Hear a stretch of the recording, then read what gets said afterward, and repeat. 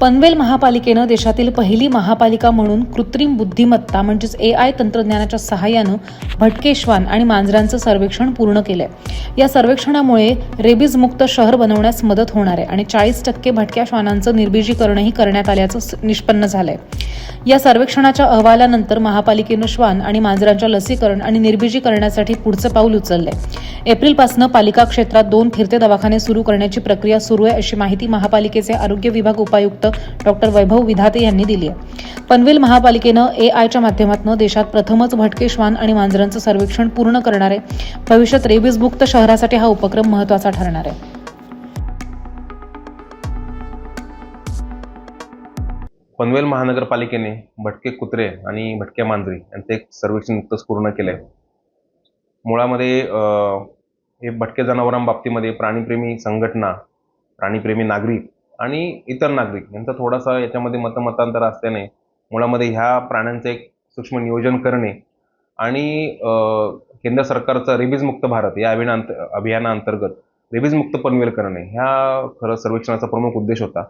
यामध्ये आपण शहराचे 195 विविध भाग करून त्याच्यामध्ये प्रभागनिहाय आपण 3 दिवस सर्वेक्षण करून AIच्या माध्यमाने सायंटिफिक सर्वेक्षण पूर्ण केलेलं आहे आणि याच्यामध्ये आपण भटक्या कुत्र्यांची संख्या निश्चित केलेली आहे आणि त्या अनुषंगाने आता आपल्याला ह्या 195 भागामध्ये कुठल्या भागामध्ये किती भटके कुत्रे आहेत याचं एक आपल्याला आकडेवारी कायमस्वरूपी उपलब्ध होणार आहे आणि त्या अनुषंगाने जेव्हा पुढील सर्वेक्षण 5 वर्षांनी करण्यात येईल त्यावेळेस आपल्याला आत्ताचं सर्वेक्षणामध्ये आढळलेली संख्या, 5 वर्षानंतरची आढळलेली संख्या याचा एकत्रित डेटा उपलब्ध होईल आणि आता आपण जे निर्बीजीकरण मोठ्या प्रमाणात करत आहोत, आता ह्या सर्वेक्षणामध्येच एक सांगण्यात चांगली गोष्ट अशी वाटते की गेल्या 8 वर्षांपासून महानगरपालिका जे निर्बीजीकरण करत आहे, तर या सर्वेक्षणामध्ये एक चांगली गोष्ट अशी आढळून आली की पनवेल महानगरपालिका क्षेत्रामध्ये पपीज जे आपण लहान पिल्लं म्हणतो आणि यंग डॉग्स म्हणजे आपण ते तरुण कुत्रे म्हणतो यांची संख्या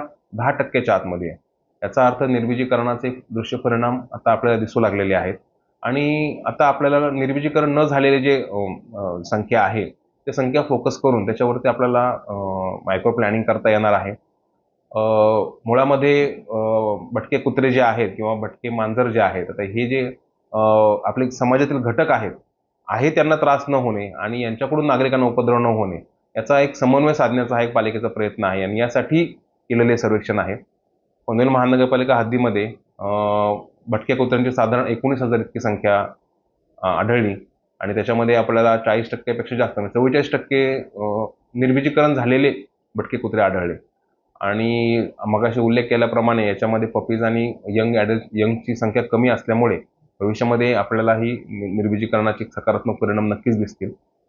दुसरं, देशातील पहिली महानगरपालिका आहे जी सर्वेक्षण करते। खरं तर पशुगणना ही केंद्र शासनामार्फत ही पिरियडिकली घेतली जाते। या वर्षीची पशुगणना देखील सुरू आहे आणि यामध्ये भटक्या कुत्र्यांचा प्रथमच समावेश केंद्र शासनाने केलेला आहे। त्यामुळे भटक्या कुत्र्यांची पशुगणना होणार आहे यावर्षी केंद्र शासनामार्फत, परंतु AIच्या मदतीने सायंटिफिक जी म्हणजे भटक्या कुत्र्यांची गणना जी आहे ती मात्र प्रथमच महानगरपालिकेने केली आहे आणि यामध्ये अत्याधुनिक तंत्रज्ञानाचा वापर करून म्हणजे एका कुत्र्याचे आपण 5 ते 6 वेगवेगळ्या अँगलने फोटो घेऊन, याचं कारण असं की हेड काउंट करताना मोजणी करताना डुप्लिकेशन होऊ शकतं, परंतु AIच्या माध्यमातून केल्यामुळे त्याच्यामध्ये विरुप्ती होणार नाही आणि एकच प्राणी दोनदा गणला जाणार नाही याची काळजी घेतलेली आहे।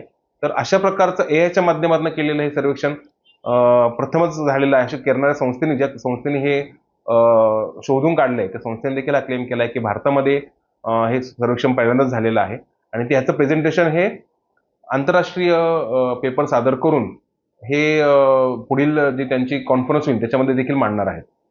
दवाखाने यांच्यासाठी ठेवण्यात आलेला आहे। प्राण्यांसाठी पनवेल महानगरपालिका पहिल्यापासून प्रयत्नशील आहे। आपली महापालिका जशी स्थापन झाल्यापासून तत्कालीन आयुक्त महोदयांनी, उपायुक्त महोदयांनी देखील विविध निर्णय घेऊन आपण वेगवेगळी कामगिरी करत आहोत। याच्यामध्ये आता पुढील टप्पा असणार आहे की प्राण्यांसाठी दवाखान्यांची सोय करणे, परंतु एका ठिकाणी दवाखान्याची सोय केल्यानंतर इतर नागरिकांना त्यांचे श्वान असतील किंवा आसपासचे भटके कुत्रे त्यांना वाहतूक करून त्या ठिकाणी आणावं लागतं। याचा विचार करून आपण शहरामध्ये 2 फिरते दवाखाने सुरू करत आहोत त्याची आता प्रक्रिया अंतिम टप्प्यामध्ये आहे. पुढील 8 ते 10 दिवसामध्ये फिरते दवाखाने सुरू होतील. यामध्ये प्रभागनिहाय वार आणि वेळ निश्चित करून त्या ठिकाणी ते वाहन उपलब्ध असेल. त्या भागातील पाळीव प्राणी आणि जे आजारी भटके प्राणी असेल त्यांच्यावरती उपचार करण्यात येतील.